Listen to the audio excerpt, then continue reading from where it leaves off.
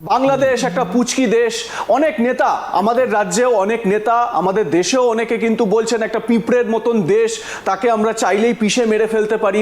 ব্যাপারটা কিন্তু এতটা সহজ নয়। আগে হ্যাঁ, আমি একজন ভারতীয় হয়ে আজকে এই আলোচনা করছি এবং এই জায়গা থেকে तो जी, हम बांग्लादेश से जंग नहीं चाहते, हम बांग्लादेश के साथ फ्रेंडली टर्म्स पे रहेंगे, हम बांग्लादेश पे हमला नहीं करना चाहते, ये कह रहा है इंडियन मीडिया जो आए रोज़ उनके लीडर्स और इंडियन मीडिया बांग्लादेश को धमकियां लगा रहा था। उनके जर्नलिस्ट जो है वो बयानात दे रहे थे कि हमें बांग्लादेश को कैप्चर कर लेना चाहिए, हमें बांग्लादेश को काबू कर लेना चाहिए, बांग्लादेश को जितनी जल्दी जो है वो अपनी फ़ौजें भेज दें उतना ही बेहतर है, हमें बांग्लादेश को दोबारा से आज़ाद कराना है, और पता नहीं क्या क्या बयानात दे रहे थे।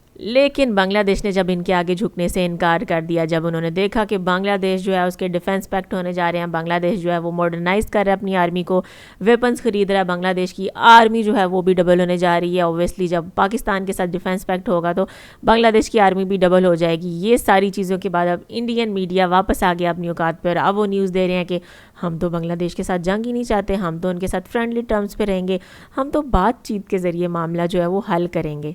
वेल डन, फाइनली इन लोगों ने एक्सेप्ट कर लिया कि हम बांग्लादेश के साथ युद्ध नहीं कर सकते। उस युद्ध की रट जो इन्होंने बहुत टाइम से लगाई हुई थी, युद्ध युद्ध युद्ध, तो अब इन्होंने कहा कि हम कोई युद्ध नहीं चाहते, हम कोई जंग नहीं चाहते, हम बांग्लादेश के साथ बातचीत के ज़रिए मसले को हल करेंगे। इनकी न्यूज़ आ रही थी Bangladesh is burning, Bangladesh is burning, और हम बांग्लादेश पे कब्ज़ा कर सकते हैं। उन्हें लग रहा था कि बांग्लादेश के जैसे हालात हैं उन पे कब्ज़ा करना बहुत आसान है, लेकिन ख़ुद अब इन्होंने एनालिसिस किया कि बांग्लादेश की जितनी आबादी है उनमें यूथ जो है वो बहुत ज़्यादा, उसमें यंगस्टर्स जो हैं वो बहुत ज़्यादा हैं, और वो हमारे साथ लड़ने के लिए आ जाएंगे। अगर हमारी आर्मी के मुकाबले में उनके यंगस्टर्स हमारे आगे आ गए तो हमारी आर्मी तो उनका मुकाबला नहीं कर सकती, क्योंकि इनको लग रहा था कि बांग्लादेश तो एक बहुत छोटा सा मुल्क है और उनके पास तो खाना खाने के पैसे नहीं है, उनके पास तो वेपन्स खरीदने के पैसे नहीं हैं, उनके पास तो आर्मी तक नहीं है।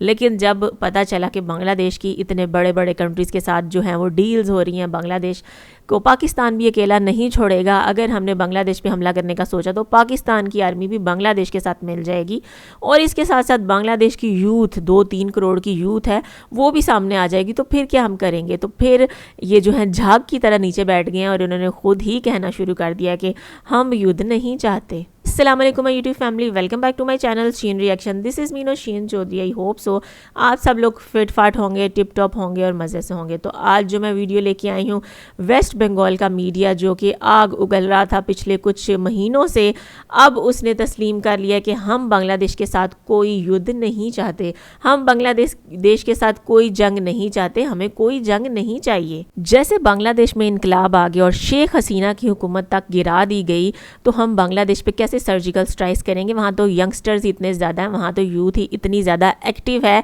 कि वो हमारी फ़ौजों को जो है एक मिनट भी वहाँ रुकने नहीं देगी। और फिर पाकिस्तान बांग्लादेश के साथ मिलके खड़ा हो गया, चीन जो है वो बांग्लादेश के साथ मिलके खड़ा हो गया। तो अब हमें जंग नहीं चाहिए, अब हम बातचीत के ज़रिए मामला हल करेंगे। पहले देखते हैं वीडियो में एंड तक जुड़े रहिएगा और देखें कि किस तरह से ये तस्लीम कर रहे हैं, किस तरह से ये अपनी बातों से पीछे हट के अब झाग की तरह नीचे बैठ गए और कह रहे हैं कि हमें जंग नहीं चाहिए। तो टाइम ज़ाया किए बगैर वीडियो स्टार्ट करते हैं। Let's start the video. 3, 2, 1 start. আপনারা যারা টাইটেল থাম্বনেল দেখে এই মুহূর্তে আমাদের লাইভ ডিসকাশনে আসছেন তাদেরকে একটু বলে রাখি যে আশ্চর্য যারা হচ্ছেন, বিশেষ করে ভারতীয় যারা বা যারা ভারতের পার্সপেক্টিভে এই বাংলাদেশ সিচুয়েশনকে দেখার চেষ্টা করছেন, তাদের কাছে কিছুটা হলেও কিন্তু আশ্চর্য লাগছে। কিন্তু আশ্চর্য হবেন না, কারণ আজকে ঠিক এই বিষয়টা নিয়েই আমরা কতগুলো দিক আপনাদের সামনে তুলে ধরার চেষ্টা করব। দেখুন, অনেকেই কিন্তু এটা বলছেন যে বাংলাদেশ একটা পুচকি দেশ। অনেক নেতা আমাদের রাজ্যেও, অনেক নেতা আমাদের দেশেও অনেকে কিন্তু বলছেন একটা পিঁপড়ের মতন দেশ, তাকে আমরা চাইলেই পিষে মেরে ফেলতে পারি। ব্যাপারটা কিন্তু এতটা সহজ নয়। আগে হ্যাঁ, আমি একজন ভারতীয় হয়ে আজকে এই আলোচনা করছি এবং এই জায়গা থেকে ভারতের যে মানে সিকিউরিটি ডক্ট্রিন রয়েছে, ভারতের যে সার্বভৌমত্বের বিষয়গুলো রয়েছে, সেই বিষয়গুলো কিন্তু কোনোভাবে বাংলাদেশকে এই রকমভাবে পিষে মেরে ফেলা, পিঁপড়ের মতন টিপে মেরে ফেলা, এই সমস্ত বিষয়ে কিন্তু অনুমতি দেয় না। এবং আরও একটা বিষয়, সেটা হচ্ছে গিয়ে ভারত সবসময় প্রতিবেশী দেশগুলোর সঙ্গে বন্ধুত্বপূর্ণ সহাবস্থান চায়। কারণ প্রতিবেশী দেশ যদি উত্তেজনায় সবসময় ভরপুর থাকে, অশান্তিতে থাকে, তাহলে সেই অশান্তির আঁচ আমার গায়েও লাগবে। এটা কিন্তু খুব বাস্তব একটা সত্য। যদিও ভারত দীর্ঘদিন ধরে বহু প্রাচীন যুগ থেকে চাণক্য নীতিতে বিশ্বাস করে আসছে, প্রয়োজন হলে সেই চাণক্য নীতির প্রত্যেকটা কথা, প্রত্যেকটা বিষয় কিন্তু ইমপ্লিমেন্ট করতে পিছপা হবে না।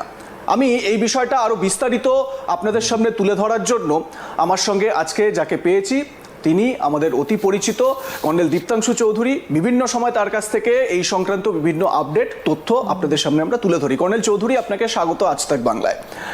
কর্নেল চৌধুরী, আপনার কাছে প্রথমেই যেই বিষয়টায় আসবো সেটা হচ্ছে গিয়ে যে দেখুন, এই যে উত্তেজনার আবহ, বাংলাদেশে একটা উস্কানিমূলক প্ররোচনা দেওয়া হচ্ছে, সেভেন সিস্টার্সকে আলাদা করে দেবো বা ভারতকে টুকরো করব, এই রকম একটা পরিস্থিতি তৈরি হয়েছে। তো বাংলাদেশে প্রত্যেক দিন এই বিষয়গুলো সামনে আসছে, তাতে করে আমাদের এখানে কিন্তু একটা উত্তেজনার জায়গা তৈরি হয়েছে। বাংলাদেশ পিঁপড়ের মতো পিষে ফেলবো, বাংলাদেশকে এক চুটকিতে শেষ করে দেবো ইত্যাদি, এই ধরনের অনেক রকম কথা আসছে। এবারে বিষয়টা হচ্ছে যে বাংলাদেশের অন্দরে যা কিছু হয়ে যাক, বাংলাদেশের অন্দরে হিন্দুদের ওপর অত্যাচার হোক, হিন্দু নিধন হোক, বাংলাদেশের অন্দরে ভারত বিরোধী স্লোগান উঠুক, যতক্ষণ না পর্যন্ত সেটা ভারতের সার্বভৌমত্বে আঘাত করছে, ভারত কিন্তু কোনো রকমভাবে রিয়াকশন দেবে না বা কোনো রকম অ্যাকশন নেবে না। আমি ঠিক এই জায়গা থেকেই যারা এই অতি উত্তেজনায় এই সমস্ত কথা বলছেন না ভারত থেকে, ঠিক তাদের জ্ঞাতার্থে একটু আপনার কাছে জানতে চাইবো যে ভারত কেন বাংলাদেশের বিরুদ্ধে কোনো স্ট্রং অ্যাকশন নেবে। जी तो व्यूअर्स, ये थी आज की वीडियो। जिस तरह से वेस्ट बंगाल का मीडिया रिपोर्टिंग कर रहा है वो आपने देखा, और इन्हीं के सीएम योगी आदित्यनाथ और डिफरेंट जो है हेमंत बिशु शर्मा, ये एक टाइम पे धमकियां लगाते आ रहे हैं कि बांग्लादेश को कैप्चर कर लो। बांग्लादेश की तो आर्मी बहुत छोटी सी है, बांग्लादेश तो बहुत ही छोटा सा मुल्क है, उसके पास तो खाना खाने के पैसे नहीं है, तो वो वेपन्स कहाँ से खरीदेंगे और हमारा मुकाबला कहाँ से करेंगे। लेकिन अब इनके ही एनालिस्ट जो हैं उन्होंने ये एनालाइज़ किया कि बांग्लादेश के पास यूथ बहुत ज़्यादा है, और यूथ के साथ साथ बांग्लादेश की जो डील्स हुई हैं, जो बड़े बड़े मुल्कों के साथ बांग्लादेश की डील्स हुई हैं, बांग्लादेश की आर्मी भी मॉडर्नाइज होगी। अब बांग्लादेश पाकिस्तान के साथ डिफेंस पैक्ट करने जा रहा है, तो बांग्लादेश के साथ जंग करना मुमकिन नहीं है। बांग्लादेश की तो यूथ ही हमें नहीं छोड़ेगी। बांग्लादेश ने साबित कर दिया कि ईमान की ताकत हो, ईमान का जज्बा हो, तो इंडिया जैसे कंट्री को भी जो है घुटने टेकवाए जा सकते हैं। इंडिया जो है वो भी अब बांग्लादेश के आगे घुटने टेक के खड़ा है, और इंडिया वालों ने अपनी हार मान ली है कि हम बांग्लादेश के साथ जंग नहीं कर सकते। यही इंडिया वाले जो कल तक आग उगल रहे थे, जो कल तक बांग्लादेश को आंखें दिखा रहे थे, और अब कितने आराम से कह रहे हैं कि हम तो बांग्लादेश के साथ जंग नहीं लड़ सकते। Well done Bangladesh. ज़रूर बताइएगा आपका इस वीडियो के बारे में क्या ख्याल है, और आपको क्या लगता है इंडिया की स्टेटमेंट के बारे में। वीडियो अच्छी लगी हो तो वीडियो को लाइक कर दें, चैनल पर नहीं हो तो चैनल को सब्सक्राइब कर दें, और बेल आइकन को हल्का सा प्रेस कर दें। मिलती हूँ नेक्स्ट वीडियो में। Till then stay healthy, stay wealthy, stay awesome. अल्लाह हाफिज़।